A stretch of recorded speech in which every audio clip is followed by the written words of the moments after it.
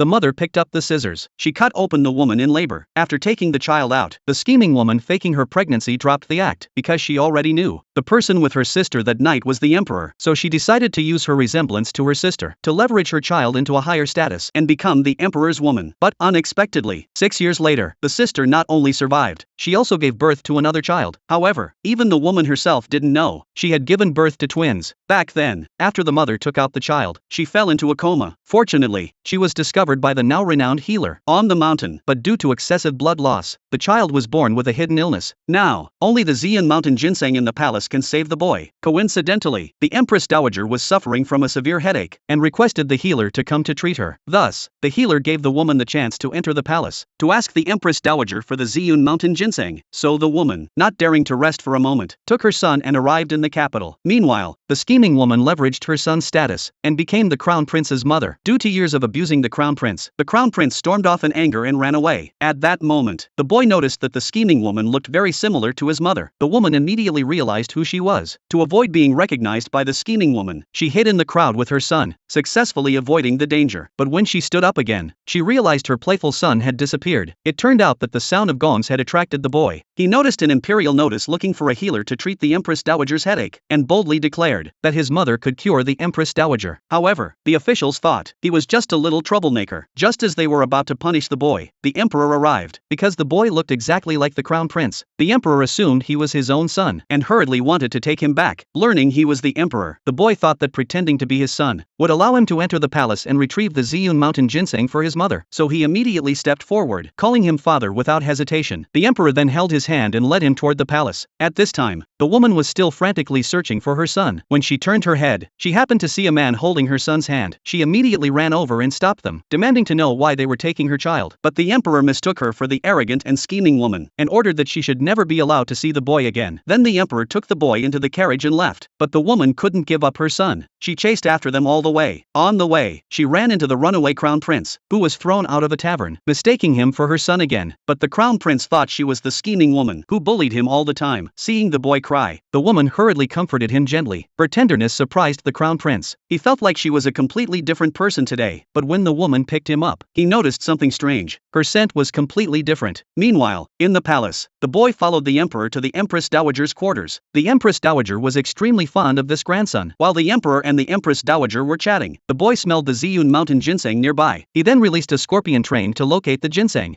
The mother picked up the scissors. She cut open the woman in labor. After taking the child out, the scheming woman faking her pregnancy dropped the act, because she already knew the person with her sister that night was the emperor, so she decided to use her resemblance to her sister